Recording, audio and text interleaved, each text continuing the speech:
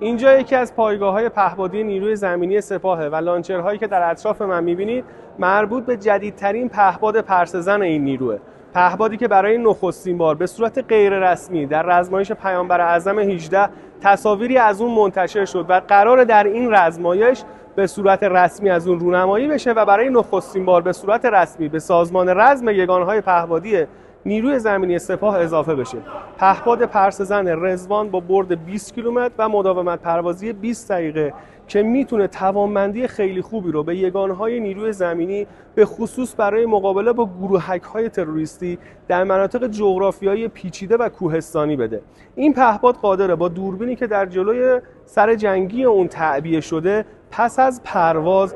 منطقه مورد نظر رو پایش کنه، تصاویر رو روی مانیتور به کاربر نشون بده و کاربر هر هدفی رو که مورد نظرش هست در برد عملیاتی این پهپاد انتخاب کنه و به سمت اون حمله کنه و اون رو منهدم کنه. یکی از مزیت‌های خیلی خوب این نوع پهپادهای پرسه‌زن به کارگیری راحت و سریع اونهاست که اون رو به وسیله محبوب برای نیروهای زمینی در سراسر دنیا تبدیل کرد.